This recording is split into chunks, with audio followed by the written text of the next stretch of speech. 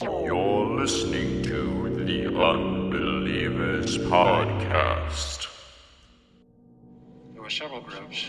One of the principal ones was the reptilians from the Orion complex. Without any exaggeration, it was like being on fire inside. Rats were eating them inside. This stuff was in my mouth. It felt like it was 500 pounds. It was unbelievably hot. My first question would be, were you a member of the Church of Satan, a card-carrying member of the Church of Satan? I don't understand. There's always an argument for everything. You know, just because somebody can fake something doesn't necessarily mean it's full war, and we found a life form. And that's when I started shitting my pants. So for the person who called, I am carrying an alien. An alien baby, and we cover it right here, okay? Okay. Something is happening. What is it? That's the question. So do UFOs exist? It depends on what you mean exist.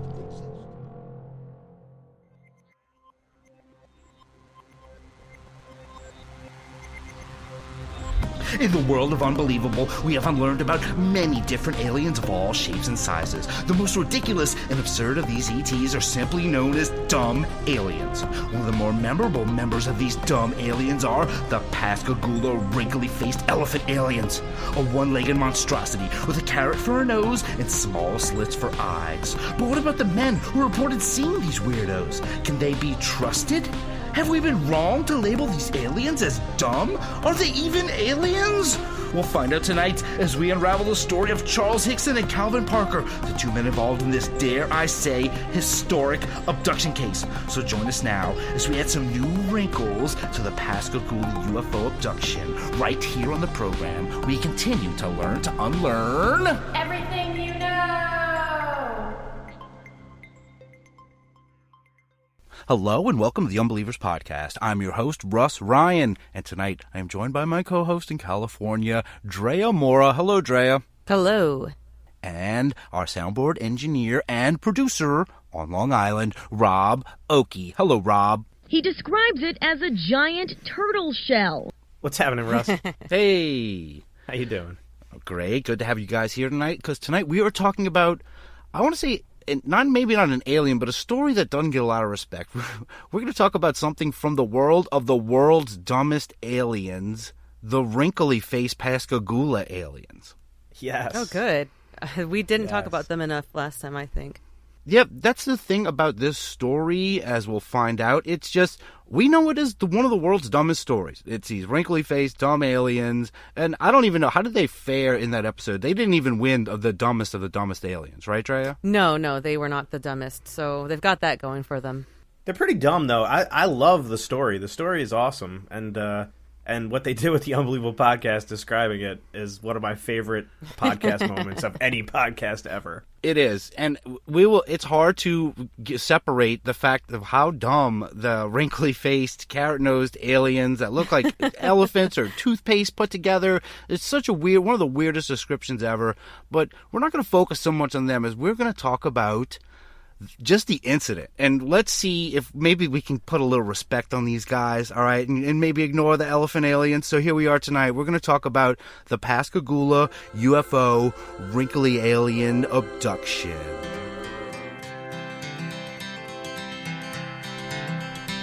Well, when I was a kid, I'd take a trip every summer down to Mississippi, visit my granny and her antebellum world.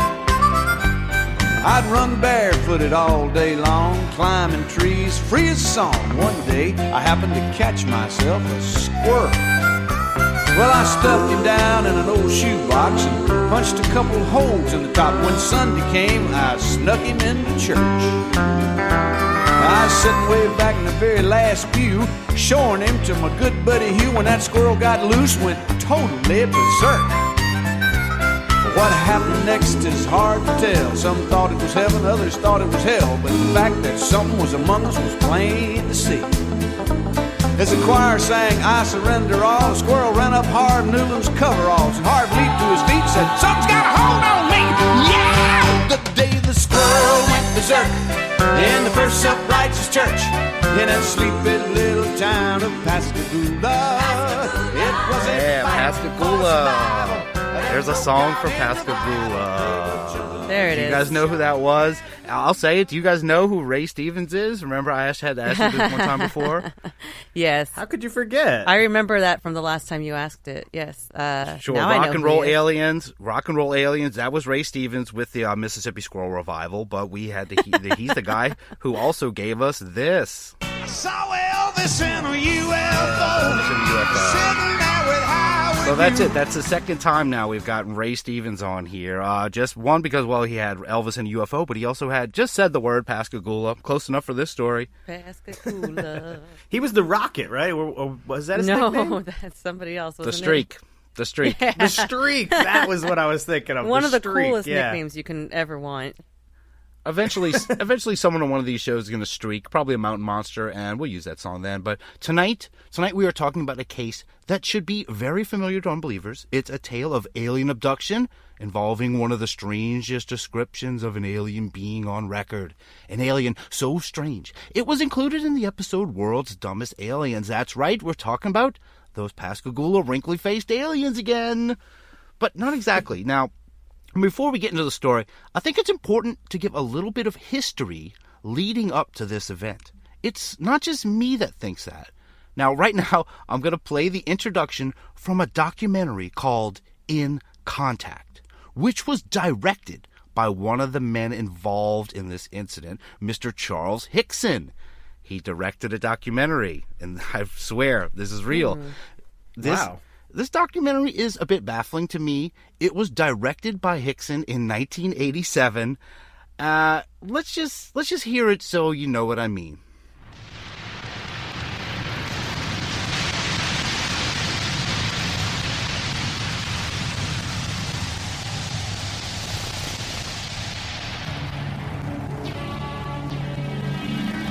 In the beginning, God created the heavens and the earth.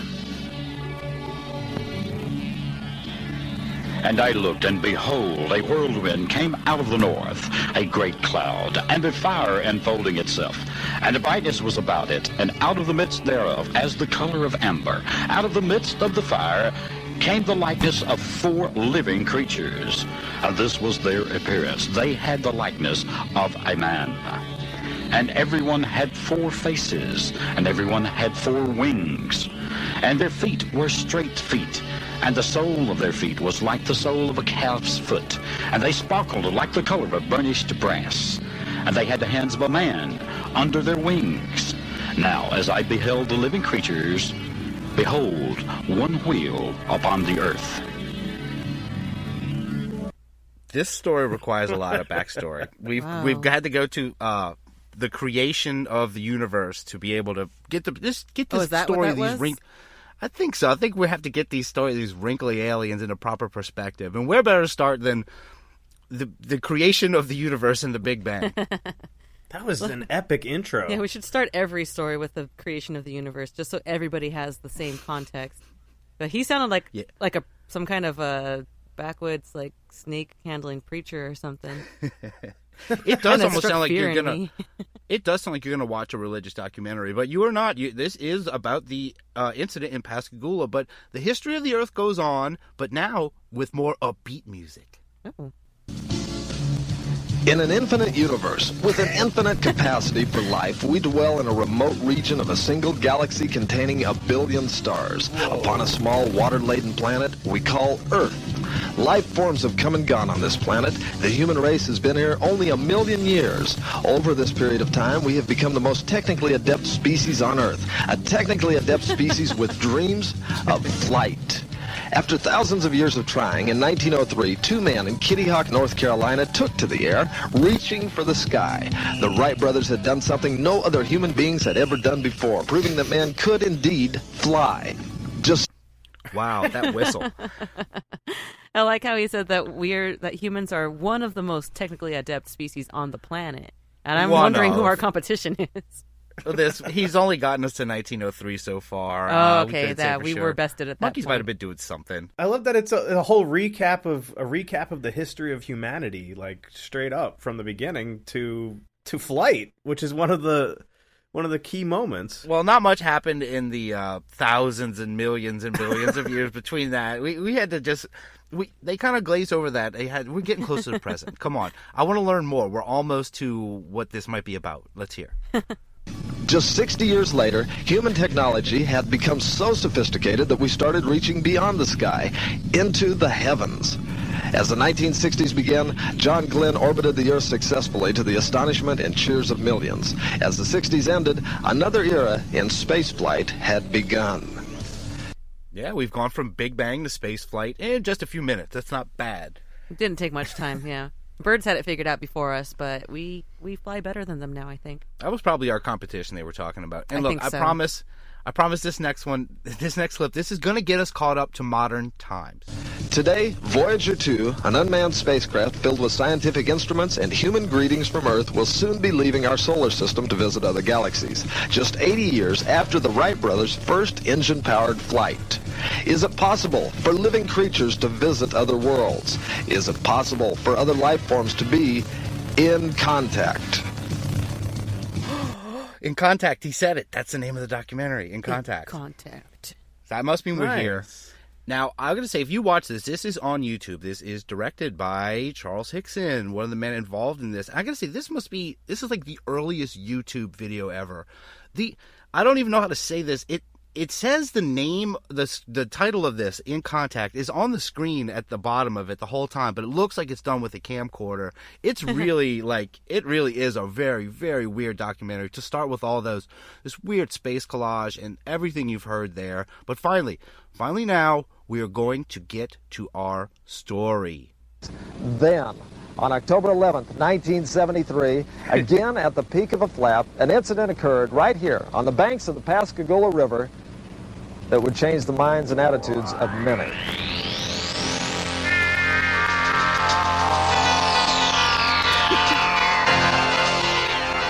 I don't think I'll ever forget what did happen. There you go. We're finally the culmination of the creation of the universe and the struggle for flight and to get in space. We finally reached October 11th, 1973, Pascagoula, Mississippi. Yeah, everybody knows that was like a huge moment in the history of humans, was that moment in Pascagoula right there. They built it up. They built it up pretty strong right now, just in the first few minutes. But did you guys like that music in that clip? No. Oh. I was going to say, I kind of love it. It's like that 80s synth that they try to imitate on shows like Stranger Things and like... Yeah, but it's real, you know. It's the real deal. I mean, I was roboting or Space Alien 2. Play Soundboard 1, and maybe Dre will change her mind.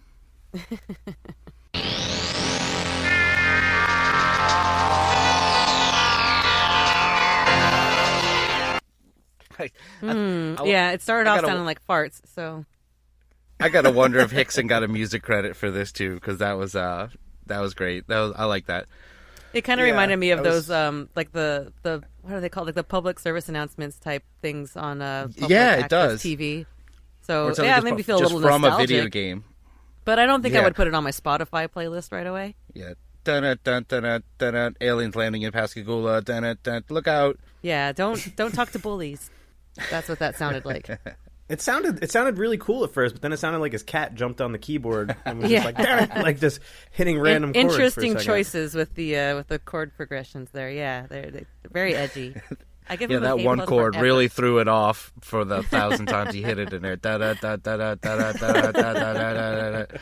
Okay, well now the backstory is out of the way. It's time for the event.